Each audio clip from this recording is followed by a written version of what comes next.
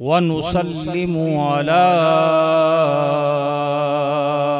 رسوله الكريم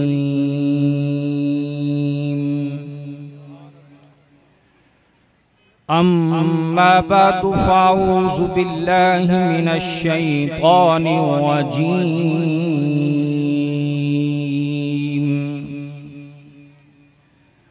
بسم الله الرحمن الرحيم ربنا وابعث رسولا منهم يتلو عليهم آياتك ويعلمهم الكتاب والحكمة صدق الله وصدق رسوله النبي الكريم الأمين إن الله وملائكته يصلون على النبي يا أيها الذين آمنوا صلوا عليه وسلموا تسليما الصلاة والسلام عليك يا رسول الله وعلى آلك وأصحابك يا حبيب الله الصلاة والسلام عليك يا رحمة للعالمين وعلى آلك وأصحابك يا خاتم النبيين حمد و صلات کے بعد لائق صد عزت و تکریم زینت مسند صدارت برادر مکرم حضرت علامہ پیر سید زاہد حسین شاہ صاحب گیلانی زیب سجادہ آستانہ عالیہ قادریہ نوشائیہ مد و کالواں سادات کرام علماء اعظام اور برادران اسلام السلام علیکم ورحمۃ اللہ وبرکاتہ۔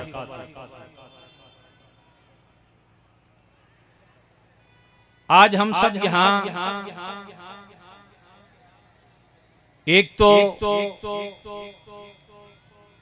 حضرت شاہ صاحب کے بزرگوں کے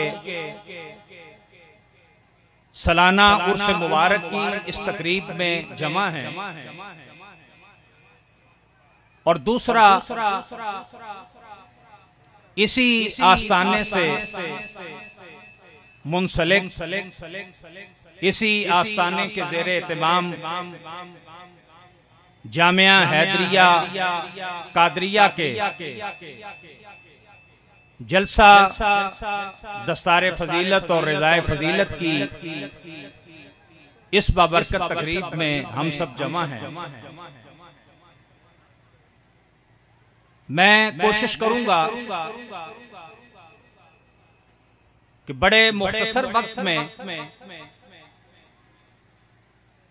آج ہم سب کے یہاں جو جمع ہونے کا مقصد ہے قرآن و سنت کی روشنی میں اس پہ کچھ باتیں آپ کی خدمت میں عرض کروں۔ صحیفہ انقلاب کتاب رشد و ہدایت اور بنی نوع انسانی کی طرف آنے والا اللہ تعالیٰ کا آخری اور سب سے جامع اور مکمل پیغام قرآن مجید برہان رشید کی سورہ طیبہ سورہ البقرہ سے آپ نے ہمارے کریم آقا و مولا امام الانبیاء حبیب کبریا جناب محمد مصطفیٰ صلی اللہ علیہ وسلم کے جد اعلی حضرت سیدنا ابراہیم خلیل اللہ علیہ السلام کی ایک مبارک دعا کے کلمات سماعت فرمائے۔ جب اللہ تعالیٰ نے سیدنا ابراہیم علیہ السلام کو حکم دیا کعبۃ اللہ کی تعمیر کا، تو کعبۃ اللہ کی تعمیر کے بعد، اللہ کا گھر بنانے کے بعد، سیدنا ابراہیم علیہ السلام نے اللہ کی بارگاہ میں چند دعائیں کی۔ ان میں سے ایک مبارک دعا کے کلمات میں نے آپ کے سامنے تلاوت کرنے کی سعادت حاصل کی ہے۔ سیدنا ابراہیم خلیل اللہ علیہ السلام اللہ تعالیٰ کی بارگاہ میں یہ عرض کرتے ہیں، ربنا وابعث فیہم رسولا منہم، اے اللہ تو اس مکہ المکرمہ کی دھرتی اور اس سرزمین میں جو بسنے والے لوگ ہیں، ان میں ایک اپنے عظیم و شان رسول کو مبعوث فرما اور بھیج جو انہی میں سے ہو،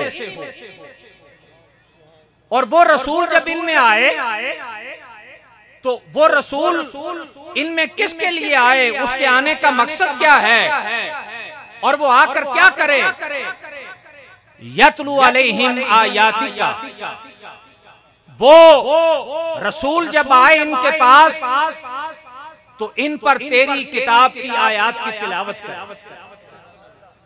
وَيُعَلِّمُهُمُ الْكِتَابَ وَالْحِکْمَةَ، اور وہ رسول جب ان کے پاس آئے تو انہیں کتاب و حکمت کی تعلیم دے، کتاب سکھائے، دانائی سکھائے، حکمت سکھائے، وَيُزَكِّيهِمْ، اور وہ رسول جب ان کے پاس آئے تو یہ جو کفر کے میلے لوگ ہیں، شرک کے گدلے لوگ ہیں، اور جنہوں نے اپنے آپ کو لبیڑ رکھا ہے کفر اور شرک کی ناپاکیوں سے، وہ عظیم رسول آئے تو انہیں پاک کر دے، ان کے جسموں کو بھی پاک کر دے، ان کے دلوں کو بھی پاک کر دے، ان کے دماغوں کو بھی پاک کر دے۔ اب میرے بھائیوں، دوستوں، بزرگوں، ہم سارے یہاں ایک آستانے پہ بیٹھے ہیں، ایک خانقاہ پہ بیٹھے ہیں۔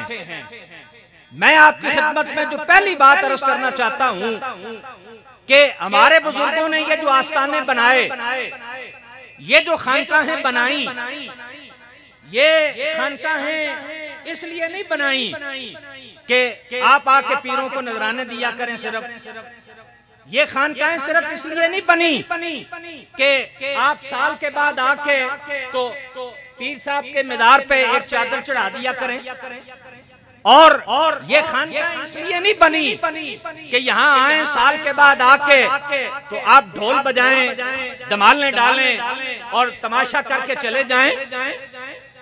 یہ خانقاہیں اس لیے بنی ہیں کہ جو کام کرنے کے لیے اللہ تعالیٰ نے اپنے نبی علیہ السلام کو بھیجا، یہ نبی علیہ السلام کے جانشین وہ کام کیا۔ خانقاہ کے بنانے کے 4 بڑے مقصد ہیں۔ جو بھی خانقاہ قائم ہوتی ہے، آستانہ قائم ہوتا ہے، آستانے کے قیام کے کتنے مقصد ہیں؟ سارے بولیں، کتنے مقصد ہیں؟ 4 بڑے مقصد ہیں۔ نمبر 1، آستانے کے قیام کا مقصد ہے کہ جہاں آستانہ بنے تو آستانہ بنتے ہی وہاں مدرسہ بنے، وہاں کیا بن جائے؟ مدرسہ قائم ہو جائے، مدرسہ بن جائے۔ اب میں آپ سے پوچھنا چاہتا ہوں کہ سید زاہد حسین شاہ صاحب یہ ہمارے بھائی ہیں، ہم نے 8 سال مل کے 1993 سے لے کر 2000 تک جامعہ نعیمیہ میں سال اول سے لے کر دورہ حدیث تک اکٹھا پڑھا۔ میرے ساتھ حضرت علامہ ڈاکٹر مفتی انتخاب احمد صاحب، چیف کوارڈینیٹر حکومت پنجاب تشریف فرما ہیں، ہم نے اکٹھا پڑھا۔ حضرت علامہ شریف صادق صاحب اوپر تشریف لائے، علامہ صاحب یہ حضرت نوشو گنج بخش علیہ رحمہ کی مسجد کے خطیب ہیں اور رڈمل شریف سے تشریف لائے ہیں۔ نعرہ تکبیر، نعرہ رسالت، نعرہ حیدری۔ تو انہوں نے بھی 8 سال ہمارے ساتھ جامعہ نعیمیہ ہمارے مادر علمی میں درس نظامی پڑھا۔ تو خانقاہ کے قیام کا پہلا مقصد کیا ہے؟ جہاں خانقاہ بنے وہاں مدرسہ بن جائے، اور جہاں جہاں خانقاہوں پہ مدرسے نہیں ہیں، ان خانقاہوں کے جو حال ہیں مجھے اور آپ کو وہ سارا پتہ ہے۔ لیکن الحمدللہ جب بھی نارنگ منڈی سے آگے نارووال کی سرزمین کی طرف سفر ہوتا ہے تو 2 خانقاہیں دیکھ کر خوشی محسوس ہوتی ہے خصوصیت کے ساتھ۔ ایک کوٹلی میانی شریف میں جامعہ اکبریہ کی صورت میں خانقاہ کے ساتھ ایک عظیم و شان بچے بچیوں کا مدرسہ قائم ہے، دلی راحت محسوس ہوتی ہے۔ حضرت پیر سید اکبر علی شاہ صاحب، پیر سید اصغر علی شاہ صاحب، ہمارے بھائی، ہمارے دوست، ہمارے محسن، ہمارے مربی حضرت پیر سید اجمل شاہ صاحب گیلانی رحمت اللہ علیہ، اب ان کے برادر یہاں تشریف فرمائے سٹیج پہ، تو رات ہوتی ہے کہ خانقاہ کا جو مقصد ہے پہلا کیا کہ جہاں خانقاہ ہوگی وہاں مدرسہ ہوگا، وہاں تعلیم ہوگی۔ آپ نبی علیہ السلام کی زندگی کا مطالعہ کیجئے، اللہ کے محبوب علیہ السلام مکہ المکرمہ میں تھے تو میرے نبی علیہ السلام نے دار ارقم کی صورت میں مکہ المکرمہ میں مدرسے کی بنیاد رکھی، جہاں رسول اللہ کے صحابہ امام الانبیاء سے پڑھا کرتے۔ جس مدرسے کے طلباء میں اور جس مدرسے کے فیض یافتگان میں حضرت سیدنا ابو بکر صدیق ہیں، حضرت سیدنا عمر فاروق ہیں، حضرت سیدنا عثمان ذو النورین ہیں، حضرت مولا کائنات حیدر کرار سیدنا علی المرتضی ہیں، سیدنا عبد الرحمن ابن عوف ہیں، حضرت عبداللہ ابن مسعود ہیں، حضرت عبداللہ ابن زبیر ہیں، جلیل القدر میرے نبی علیہ الصلوۃ والتسلیم کے صحابہ، یہ اسی مدرسے کے شاگرد ہیں اور اسی مدرسے سے فیض یافتہ ہیں جو نبی کریم علیہ السلام نے دار ارقم کی صورت میں مکہ المکرمہ میں قائم کیا۔ اور جب امام الانبیاء علیہ السلام ہجرت کر کے مکہ المکرمہ سے مدینہ منورہ گئے تو مدینہ منورہ جا کر نبی علیہ السلام نے پہلے جو 2 کام کیے، ایک مسجد نبوی کی بنیاد رکھی اور پھر مسجد نبوی میں میرے نبی علیہ السلام نے صفہ کا مدرسہ قائم کیا۔ تو جہاں بھی خانقاہ ہے، خانقاہ کے قیام کا پہلا مقصد کیا ہے کہ وہاں مدرسہ بنے، اس لیے کہ تعلیم کے بغیر کوئی خانقاہ نہیں، تربیت کے بغیر کوئی خانقاہ نہیں، اور تعلیم کا اور تربیت کا جو سب سے پہلا ہمارے ہاں انسٹیٹیوشن ہے، ہمارے پاس ادارہ ہے، وہ مدرسہ کی صورت میں ہے۔ اس لیے حضرت پیر سید زاہد حسین شاہ صاحب، ان کے خاندان کے سارے بزرگ اور ان کے تعلق رکھنے والے سارے افراد مبارکباد کے مستحق ہیں کہ اس دیہات میں بھی حضرت شاہ صاحب نے خانقاہ کا جو اصل مقصد ہمارے بزرگوں نے ہمیں پڑھایا ہے اور ہمیں جو ہے وہ بتایا ہے۔ چونکہ قادری سلسلہ ہے اور نوشائی سلسلے کا فیض ہے یہاں اور فقیر بھی قادری ہے، اس لیے قادریوں کے پیشوا حضرت محبوب سبحانی، شہباز لامکانی، قندیل نورانی، قطب الاقطاب، فرد الافراد حضرت غوث اعظم رضی اللہ تعالیٰ عنہ کا ایک ارشاد آپ کے سامنے رکھنا چاہتا ہوں۔ پیرانے پیر کے ارشاد فرماتے ہیں، 11ویں والے پیر فرماتے ہیں، درست و علم حتی سرت و کتبہ، میں نے نبی علیہ السلام کے دین کا علم پڑھا، رسول اللہ کے دین کے علم نے مجھے کتب بنا دیا۔ میں نے کیا کیا؟ رسول اللہ کے دین کا علم پڑھا، نبی علیہ السلام کے دین کے علم نے مجھے کتب بنا دیا، میں غوث اعظم بن گیا۔ کس کی برکت سے؟ رسول اللہ صلی اللہ علیہ وسلم کے دین کے علم کی برکت سے۔ اور آپ حضرت پیران پیر کی زندگی کو پڑھیے، آپ کی عمر ابھی 10 سال کی تھی کہ آپ کو اپنے محلے کے کیلان کے کچھ بچے اپنے ساتھ کھیلنے کے لیے لے کر جانے لگے۔ جب گئے ان کے کہنے پہ تو ہاتھ پہ غائبی سے آواز آتی ہے، الیہ یا مبارکو، الیہ یا مبارکو، الیہ یا مبارکو، اے برکتوں والے میری طرف آنا، ہم نے تجھے کوئی کھیلنے کے لیے پیدا کیا ہے، ہم نے تو تجھے اپنے نانا کے علم کی خیرات بانٹنے کے لیے پیدا کیا۔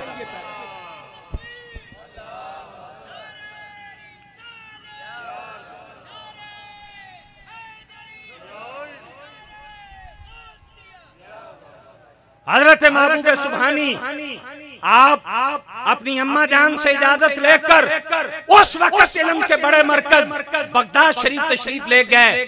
کس کے لیے تشریف لے گئے؟ رسول اللہ صلی اللہ علیہ وسلم کا دین سیکھنے کے لیے، تعلیم حاصل کرنے کے لیے۔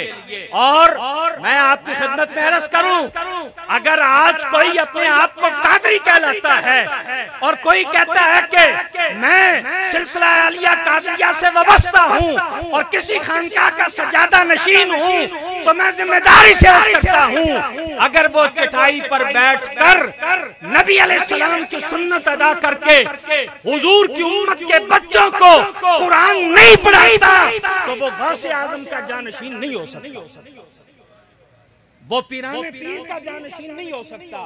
حضرت غوث اعظم کا جانشین کون ہے؟ حضرت 11ویں والے پیر کا جانشین کون ہے؟ جو مصلی پہ بیٹھ کے حضور کی امت کے بچوں کو قرآن پڑھاتا ہے۔ کیوں؟ توجہ سے ذرا سنیے، حضرت غوث اعظم رضی اللہ تعالیٰ عنہ نے اپنی زندگی کے 40 سال سے زیادہ عرصہ بغداد میں مدرسہ قادریہ یا مدرسہ نظامیہ کی چٹائیوں پہ بیٹھ کے رسول اللہ کی امت کو قرآن پڑھانا سکھایا۔ ایک وقت مخصوص تھا حضرت غوث اعظم کے معمولات میں کہ دن میں 2 طرح کی روایات ہیں، زور سے لے کے عصر تک یا عصر سے لے کر مغرب تک حضرت محبوب سبحانی قرآن مجید پڑھانے کے علاوہ اور کوئی کام نہیں کرتے۔ آپ مصلی پہ بیٹھتے اور قرآن مجید برہان رشید پڑھاتے، اور کون سا قرآن؟ صحیح تلفظ کے ساتھ قرات، الف لام میم ذالک الکتاب لا ریب فیہ، یہ حضرت غوث اعظم پڑھایا کرتے۔ اور زمانے کے چوٹی کے علماء اولیاء نے حضرت غوث اعظم سے قرآن مجید برہان رشید پڑھا۔ اور اگر آج کو پیر صاحب سمجھتا ہے کہ جی میرے 2 دار مرید ہو گئے ہیں، اب میں مصلی پہ بیٹھ کے قرآن پڑھاؤں اور میں قرآن مجید برہان رشید کو پڑھاؤں، وہ سمجھے کہ یہ تو میری شایان شان نہیں ہے، وہ کہیں جا کے اپنا علاج کروائے۔ اور کسی تصوف کی لیبارٹری میں اگر کوئی ٹیسٹ ہوتا ہے نا تو جا کے ٹیسٹ کرائے۔ غوث اعظم کا سجادہ کہلانے کا حقدار وہ ہے جو مصلی پہ بیٹھ کے حضور کی امت کو قرآن پڑھا۔ پیران پیر نے اپنی زندگی میں 40 سال سے زیادہ قرآن مجید پڑھایا ہے۔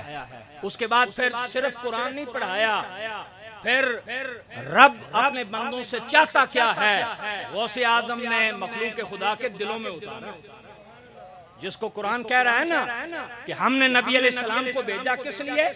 یتلو علیہم آیاتکا، کہ اللہ کے محبوب علیہ السلام قرآن مجید کی آیات کی تلاوت کریں۔ اور یہ جو تلاوت قرآن کا کام ہے، قرآن پڑھنے کا کام ہے اور قرآن پڑھانے کا کام ہے، کیونکہ ابھی ہمارے ان بچوں کے سروں پہ فضیلت کی حفظ کی دستار سجی ہے۔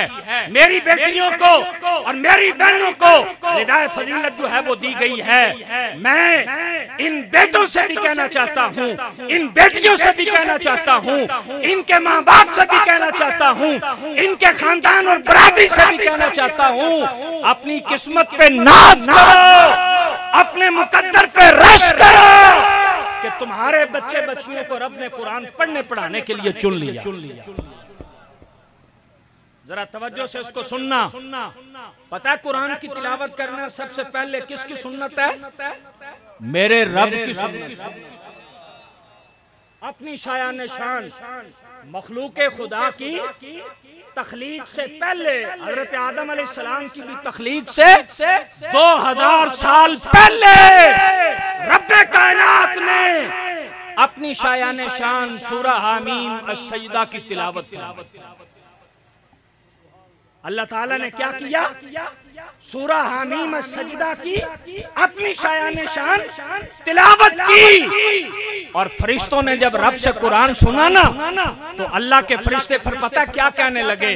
اب ذرا اپنی قسمت پہ ناز کرو اور اپنے مقدر پہ ناز کرو. اللہ کے فرشتے کہنے لگے کہ مبارکباد ہے ان لوگوں کے لیے جن کے دلوں میں یہ قرآن محفوظ ہو جائے گا، جو اپنے دل کی تختیوں پہ قرآن لکھیں گے. اور مبارکبادی ہے ان زبانوں کے لیے جن کی زبانوں پہ اللہ کے قرآن کی تلاوت جاری ہوگی، اور جن زبانوں پہ اللہ کا قرآن جو ہے وہ جاری ہوگا. اور مبارکبادی ہے ان کانوں کے لیے کہ جن کانوں پہ اللہ کے قرآن کی تلاوت کی آواز آیا کرے گی، جو اپنے کانوں سے اللہ کے قرآن کی تلاوت کو سماعت کیا کریں گے. اس لیے قرآن کی تلاوت کرنا یہ میرے رب کی بھی سنت ہے، یہ رسول اللہ علیہ السلام کی بھی سنت ہے، حضور کے اہل بیت کی سنت ہے، مصطفیٰ کے صحابہ کی سنت ہے. اور اس لیے تو پھر نبی علیہ السلام نے ارشاد فرمایا خیرکم من تعلم القرآن وعلمہ. تم میں سے بہترین وہ شخص ہے وہ نہیں کہ جس کے آگے پیچھے 4 کلاشن کوفوں والے چلتے ہوں، جس کے آگے پیچھے 2 پراڈو چلتی ہوں، جو لینڈ کروزر میں بیٹھا ہے، جس کی کوئی 15-20 مربع پہلی ہے. نہیں، اللہ کے محبوب علیہ السلام کیا فرما رہے ہیں؟ خیرکم من تعلم القرآن وعلمہ. تم میں سے بہترین وہ ہے جو خود قرآن پڑھتا ہے اور دوسروں کو قرآن پڑھاتا ہے. اس لیے یہ بچے بھی خوش نصیب ہیں، یہ ہماری بیٹیاں بھی خوش نصیب ہیں، ان کی مائیں بھی خوش نصیب ہیں، باپ بھی خوش نصیب ہیں، سارا گھرانہ خوش نصیب ہے. اور یہاں آپ کی خدمت میں عرض کروں گا، توجہ سے اس کو سننا. پوری دنیا میں چلے جاؤ، پوری دنیا میں چلے جاؤ، فقیر نے سکول میں بھی پڑھا، کالج میں بھی پڑھا، مدرسے میں بھی پڑھا، یونیورسٹی میں بھی پڑھا، مدرسے میں پڑھا رہا بھی ہوں.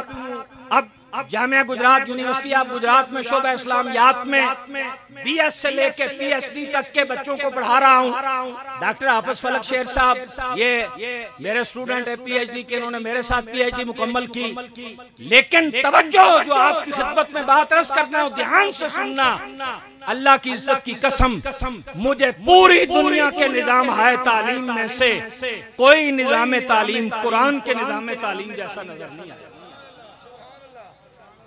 مجھے پوری دنیا کے ایجوکیشن سسٹم میں سے کوئی بھی ایجوکیشن سسٹم قرآن جیسا نظر نہیں آیا. کیوں؟ میں نے جس سسٹم کو بھی دیکھا، جو امتحان پاس کرتا ہے ڈگری اس کو ملتی ہے، جو پوزیشن لیتا ہے میڈل اس کو ملتا ہے، جو کامیابی حاصل کرتا ہے سرٹیفکیٹ اسے دیا جاتا ہے.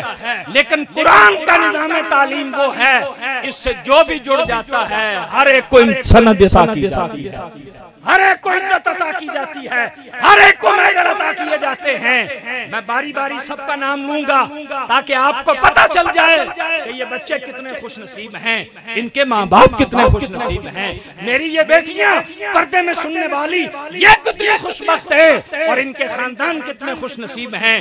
میرے نبی علیہ السلام نے ارشاد فرمایا کہ میرے جس امتی مرد اور عورت نے اپنے بچے کو مدرسے میں بھیجا، جامعہ قادریہ میں بھیجا، کسی مدرسہ میں مسجد میں بھیجا، اور میرے امتی کے بچے نے صحیح تلفظ سے صرف اور صرف ناظرہ قرآن پاک پڑھنا سیکھ لیا، اسے اوپر سے دیکھ کر الحمدللہ رب العالمین الرحمن الرحیم مالک یوم الدین یہ پڑھنا آ گیا. امام الانبیاء علیہ السلام فرماتے ہیں میرے امتی کے بچے کے ناظرہ قرآن پڑھنے کی بدولت میرا رب اس کے ماں باپ کے پچھلے گناہوں کو معاف فرما. اب ذرا مجھے بتائیے نا، قرآن کون پڑھ رہا ہے؟ بچی پڑھ رہی ہے. قرآن کون پڑھ رہا ہے؟ بچہ پڑھ رہا ہے۔ اور بخشش کی ڈگریاں کسے عطا کی جا رہی ہیں؟ ماں باپ کو عطا کی جا رہی ہیں۔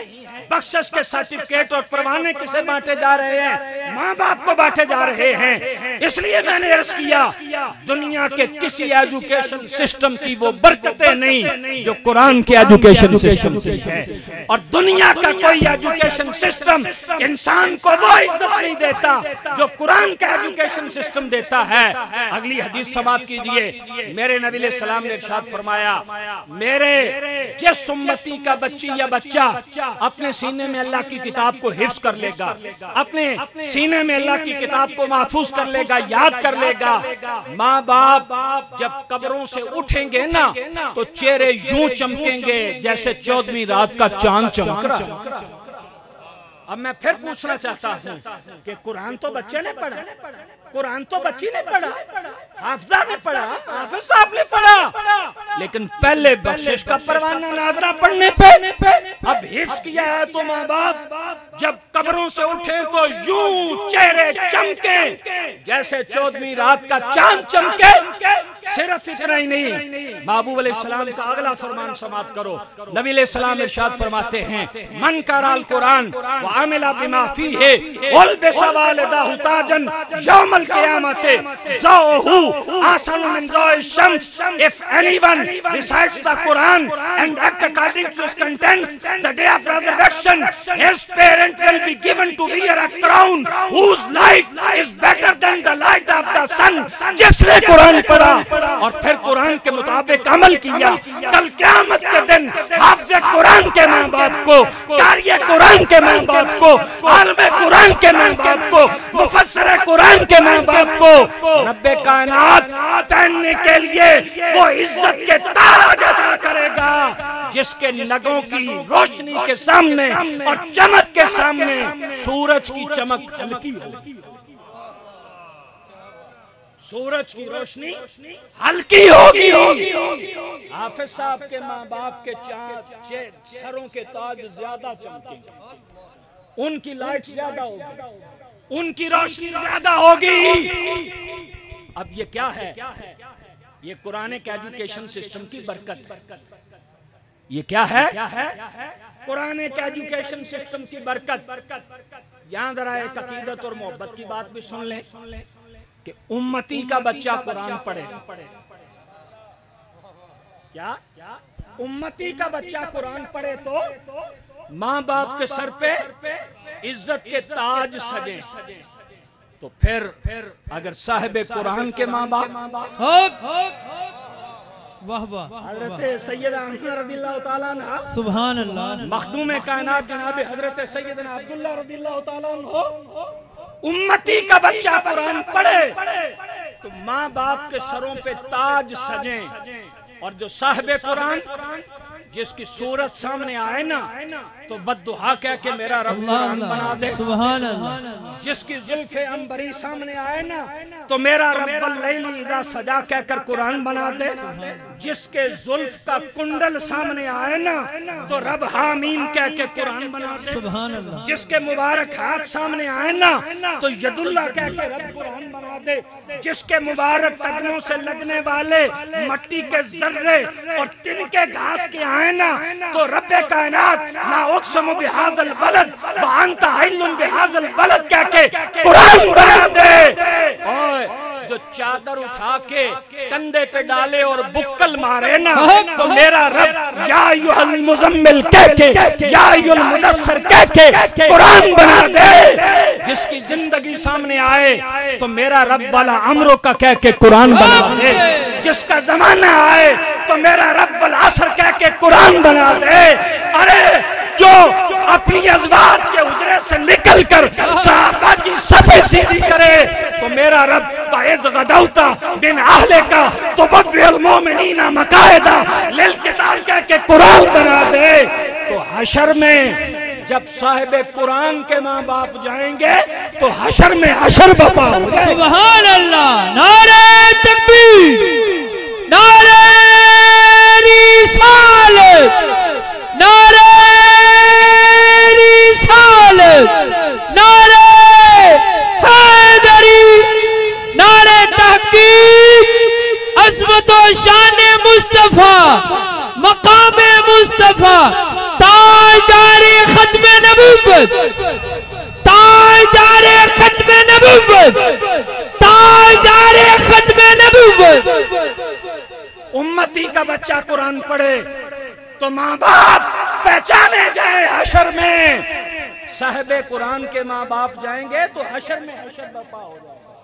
زمانہ دیکھ کر کہے گا کہ صاحب قرآن حبیب کبریا جناب محمد مصطفیٰ کی اماں جان سیدہ آمنہ جا رہی ہیں، سبحان اللہ، رسول اللہ کے والد گرامی حضرت عبداللہ جا رہے ہیں، اور آئیے وہ خاندان جس میں ایک بعمل حافظ پیدا ہو گیا، جس میں ایک بعمل حافظہ پیدا ہو گئی، میرے محبوب علیہ السلام کا فرمان سنیے، اس برادری پہ کیا رب کا کرم ہے اور اس خاندان پہ قرآن کے ایجوکیشن سسٹم کی کیا برکات ہیں۔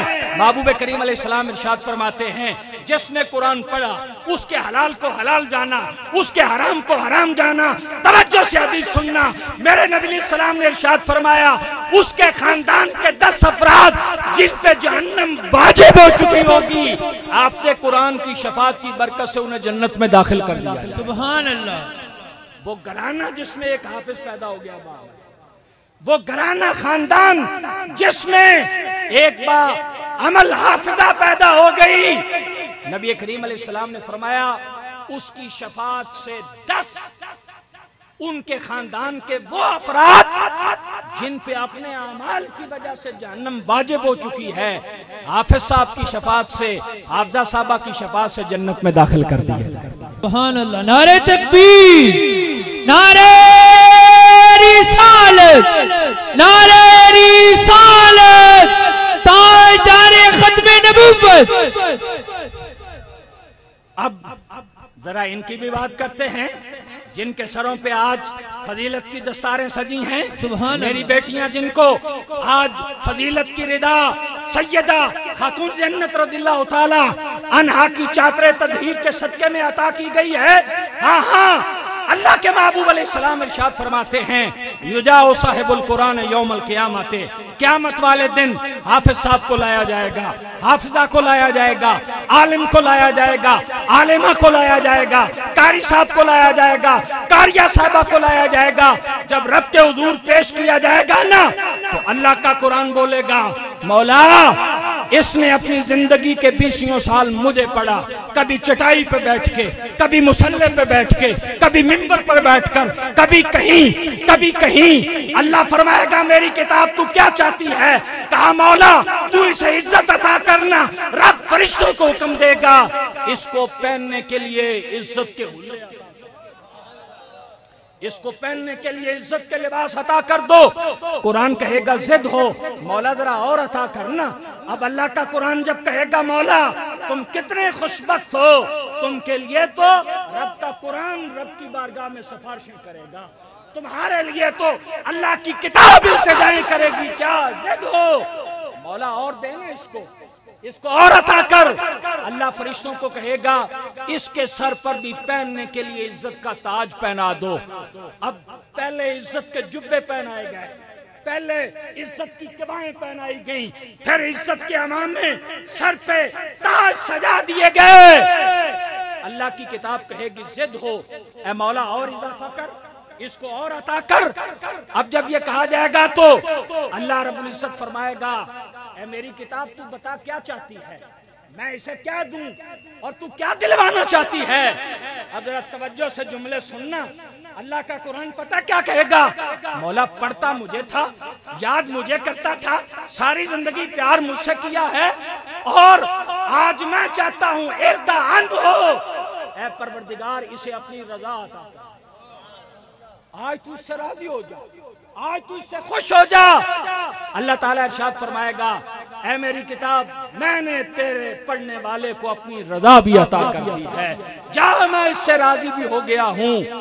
اب اللہ کی کتاب تو چپ ہو جائے گی اور منزل کتاب پھر خود فرمائے گا، رب العالمین خود فرمائے گا، جس کا کلام ہے وہ خود فرمائے گا۔ وہ کیا کہے گا؟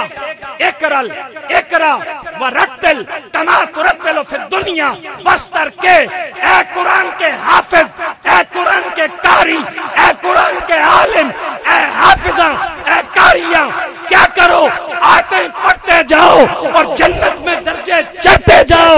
جہاں قرآن کی تلاوت ختم کرو گے وہاں جنت میں ہم تمہیں مقام عطا کریں گے۔ ہر آیت کے بدلے میں ایک جنت کا درجہ بلند کر دیا جائے گا، ہر آیت کے بدلے میں جنت کا ایک درجہ بلند کر دیا جائے گا۔ آخری درجہ کہاں ہوگا؟ جہاں قرآن کی آیات کی تلاوت ختم، یعنی کم از کم اگر 6000 آیات بھی مانی جائیں تو 6000 درجے تو جنت میں چڑھ گیا نا، ہر آیت کے بدلے درجہ۔ اب آپ سے پوچھنا چاہتا ہوں، کوئی ہے دنیا کا ایجوکیشن سسٹم قرآن جیسا؟ سارے بول کے بتائیے، کوئی دنیا کا نظام تعلیم قرآن جیسا ہے؟ نہیں نا۔ استاد پڑھائے تو اسے عزت، ماں باپ کو عزت، خاندان کو عزت، پڑھنے والے کو عزت، سننے والے کو عزت، یعنی جو جو جڑ گیا اسی کو عزت عطا کر دی گئی۔ اس لیے خانقاہوں کے قیام کا پہلا مقصد کیا ہے کہ جہاں خانقاہ بنے وہاں مدرسہ بنے، وہاں کیا بنے؟ مدرسہ بنے، قوم کی نسلیں سنورے، قوم کی نسلوں کی تعلیم کا اہتمام ہو۔ اس لیے کہ میرے اور آپ کے کریم آقا کائنات میں انسانیت کے معلم بن کر تشریف لائے۔ رسول اللہ نے جس پہ فخر کیا ہے، کس پہ کیا ہے؟ انما بعثت معلما، میرے رب نے مجھے معلم بنا کر بھیجا ہے، مجھے تعلیم دینے والا بنا کر بھیجا ہے۔ دوسرا جو خانقاہوں کے قیام کا مقصد ہے وہ کیا؟ جہاں مدرسہ بنے، مدرسہ کے ساتھ ساتھ وہاں مسجد کا قیام ہو۔ اس لیے کہ مسلمان بچہ جب 7 سال کا ہو جاتا ہے تو اللہ کے رسول صلی اللہ علیہ وسلم کا حکم ہے کہ انہیں نماز کے لیے کہو، انہیں نماز کے لیے کہو، اور جب 10 سال کے ہو جائیں اور پھر بھی نماز نہ پڑھیں تو اب مارو، اب ڈانٹو، اب ان کے خلاف سختی کرو تاکہ بالغ ہونے سے پہلے پہلے نمازی بن جائیں۔ کیوں؟ کہ ہمیں ہمارے پروردگار نے اپنی بندگی کے لیے پیدا کیا ہے۔ میں بس گفتگو سمیٹ رہا ہوں اور پیغام دے کر جانا چاہتا ہوں۔ ہمیں رب نے کس کے لیے پیدا کیا ہے؟ عبادت کے لیے پیدا کیا ہے۔ سن لو توجہ سے جملہ، حضرت پیر زاہد شاہ صاحب توجہ آپ کی بھی چاہتا ہوں۔ بے نمازی نہ مرید کہلانے کا حقدار ہے، بے نمازی نہ پیر کہلانے کا حقدار ہے۔ بے نمازی نہ مرید کہلانے کا حقدار ہے اور بے نمازی نہ پیر کہلانے کا حقدار ہے۔ خانقاہوں کے قیام کا مقصد کیا ہے؟ کہ جہاں خانقاہ ہو وہاں ساتھ مسجد قائم ہو تاکہ مخلوق خدا اپنی جبین نیاز کو رب کی بارگاہ میں جھکائے۔ انہیں جو تعلیم دی گئی ہے، جو تربیت دی گئی ہے، جو سکھایا گیا ہے وہ کیا ہے؟ ان کا تعلق رب سے جوڑنا ہے، اور رب سے بندے کا تعلق کی جو معراج ہے وہ سجدے میں، وہ کس میں ہے؟ سجدے میں۔ یہ رکھ ماتھا ادھر، جتنا تو ماتھا ادھر ٹیکے گا ادھر اتنا تو اپنے رب کے قریب ہو جائے، اتنا رب سے تیرا تعلق جڑ جائے گا۔ اس لیے لاہور داتا کی نگری سے آیا ہوں۔ داتا صاحب کے مزار کے ساتھ کیا ہے؟ بولے نا ذرا، داتا صاحب کے مزار کے ساتھ کیا ہے؟ کس نے بنائی تھی؟ حضرت داتا صاحب نے اپنے دست مبارک سے رسول اللہ صلی اللہ علیہ وسلم جب مدینہ منورہ تشریف لے گئے تو جہاں جہاں گزرتے گئے مسجد بناتے گئے۔ قباء میں ٹھہرے تو مسجد بنائی، بنو سلمہ کے محلے میں جمعہ ادا کیا تو مسجد بنائی، حضور علیہ السلام مدینہ کے قصر میں پہنچے تو مسجد نبوی بنائی۔ اس لیے کہ خانقاہوں والے یہ جانشین ہیں رسول اللہ کے، اور جو جس کا نائب ہوتا ہے، جس کا جانشین ہوتا ہے، جو کام وہ کرتا ہے وہی اس کا جانشین کرتا ہے۔ رسول اللہ قرآن پڑھانے کے لیے آئے، اس لیے رسول اللہ کے جانشینوں کا کام بھی قرآن پڑھانا ہے۔ رسول اللہ تعلیم دینے کے لیے آئے، محبوب علیہ السلام کے جانشینوں کا کام بھی تعلیم دینا ہے۔ رسول اللہ لوگوں کو نمازی بنانے کے لیے آئے، مخلوق خدا کا بندگی کا رشتہ رب سے جوڑنے کے لیے آئے۔ اس لیے حضور کے ان جانشینوں کا بھی یہی کام ہے، مسجد کی صورت میں، عبادت کی صورت میں مخلوق خدا کا تعلق رب کے ساتھ جوڑیں۔ اور چوتھا جو خانقاہ کا کام ہے وہ کیا ہے؟ وہ ہے لوگوں کے نفوس کا تزکیہ، لوگوں کا پاک کرنا، ظاہر کے اعتبار سے بھی اور باطن کے اعتبار سے بھی۔ اور اللہ کے محبوب علیہ الصلوۃ والتسلیم نے اپنے اعلان نبوت سے لے کر 23 سالہ ظاہری حیات طیبہ میں میرے محبوب علیہ السلام نے 1,20,000 سے زیادہ لوگوں کی جماعت کو اللہ کے محبوب علیہ السلام نے ظاہر و باطن کے اعتبار سے پاک کر دیا، اور ایسا پاک کیا کہ ان میں سے جو جہاں جہاں گیا اس نے پھر نسلوں کو پاک کر دیا۔ اور صرف دنیا کی زندگی میں نہیں، توجہ سے سننا، میرے نبی السلام کا فرمان ہے، میرا صحابی جسے میں نے پاک کیا تھا، جس کو میں نے پڑھایا تھا، جس کی تربیت میں نے کی تھی، اللہ کے نبی علیہ السلام فرماتے ہیں کل قیامت والے دن پوری روئے زمین سے میرا صحابی جہاں بھی اٹھے گا امام بن کر اٹھے گا، قائد بن کر۔ میرا صحابی جس زمین سے بھی اٹھے گا امام بن کر اٹھے گا، قائد بن کر اٹھے گا، ساری مخلوق خدا اس کے پیچھے ہوگی۔ اس لیے کہ رسول کریم علیہ السلام دنیا میں تشریف لائے تھے لوگوں کو پاک کرنے کے لیے، لوگوں کے نفوس کا تزکیہ کرنے کے لیے۔ میرے بھائیوں، دوستوں، بزرگوں، یہ ہمارے خانقاہیں اسی لیے ہیں، یہ آستانے اسی لیے ہیں کہ یہاں تعلیم دی جائے، یہاں تربیت کی جائے، یہاں بندگی کا سلیقہ اور شعور عطا کیا جائے، اور یہاں مخلوق خدا کا تعلق گناہوں سے چھڑا کر، بدکاریوں بدعملیوں سے چھڑا کر بندگی کی صورت میں، عبادت کی صورت میں، طاعت کی صورت میں، ریاضت کی صورت میں، نماز کی صورت میں، تقوی اور پرہیزگاری کی صورت میں رب العالمین کی بارگاہ کے ساتھ جو ہے وہ جوڑ دیا جائے۔ اسی لیے الحمدللہ ہمیں اس خانقاہ پہ بھی فخر ہے، اس آستانے پہ بھی فخر ہے، اور اس کے سجادہ نشین اپنے بھائی سید زاہد حسین شاہ پہ بھی فخر ہے کہ جو کام ان کے نانا جان رسول محتشم صلی اللہ علیہ وسلم کی زندگی کے مقاصد کے طور پر میرے رب نے قرآن میں بیان کیے ہیں، حضرت شاہ صاحب اور ان کا خاندان اور ان کے سارے جملہ ان سے تعلق رکھنے والے افراد اسی مشن میں لگے ہوئے ہیں۔ آخری بات جس پہ بات ختم کرنا چاہتا ہوں، اگر پہلے جامعہ قادریہ حیدریہ میں آپ کا ایک بچہ پڑھتا ہے تو کوشش کریں کہ اگلے سال وہ 3 ہونے چاہیے۔ اگلے سال وہ کتنے ہونے چاہیے؟ کم از کم 3 ہونے چاہیے۔ اپنے بھائی کے بیٹے بیٹی کو بھیجو، اپنے پڑوس میں، اپنی برادری میں، اپنے خاندان میں اپنے بچے بچیوں کو ان دینی اداروں کے ساتھ وابستہ کرو، ان خانقاہوں کے ساتھ وابستہ کرو۔ اللہ کی عزت کی قسم ذمہ داری سے عرض کر رہا ہوں، میں نے زمانے کی ہر طرح کی سوسائٹی میں جا کر دیکھا ہے، اگر نسلیں بچانا چاہتے ہو تو دیندار بنا دو، اگر اپنی نسلوں کو بچانا چاہتے ہو تو دیندار بنا دو، دینداروں کے لڑ لگا دو، دینداروں سے جوڑ دو، نسلیں بچ جائیں گی۔ وگرنہ یہ موبائل، یہ انٹرنیٹ اور یہ دنیاوی تعلیمی ادارے، خدا کی عزت کی قسم پڑھاتا ہوں اس لیے ذمہ داری سے اندر جو کچھ دیکھا ہے آپ کی خدمت میں عرض کر رہا ہوں۔ کتنے ماں باپ ہیں جو ہمارے ماڈریٹ تعلیمی ادارہ میں اپنے بچیوں کی جا کے کنڈیشن دیکھ لینا تو موقع پہ قتل کر دیں، موقع پہ قتل کر دیں غیرت سے۔ یہ صورتحال ہو چکی ہے۔ بچاؤ صرف کس میں ہے؟ رسول اللہ کے دامن رحمت سے جڑنے میں، حضور کا دامن تھامنے میں۔ اور میرے نبی علیہ السلام کا دامن رحمت کیا ہے؟ وہ حضور کا دین ہے، میرے نبی علیہ السلام کی شریعت ہے، رسول اللہ کی سنت ہے۔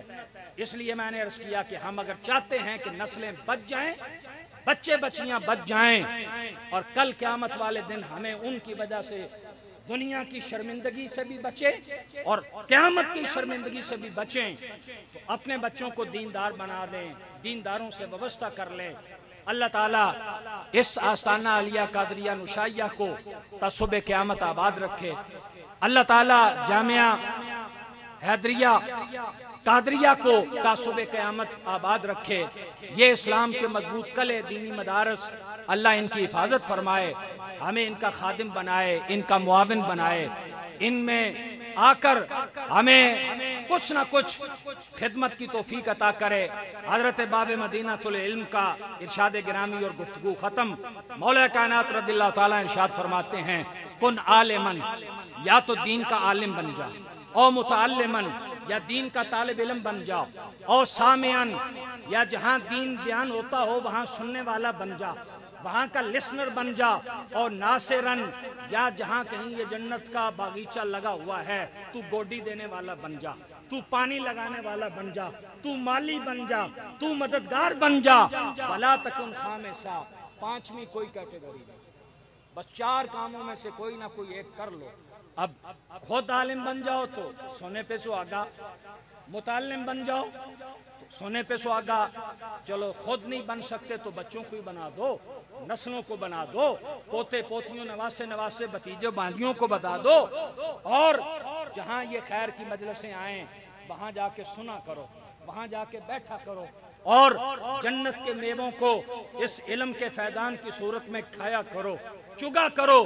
اور یہ بھی نہیں تو آخری درجہ کیا ہے، کسی نہ کسی انداز میں ان کے خدمتگار بن جاؤ۔ وآخر دعوانا ان الحمدللہ رب العالمین۔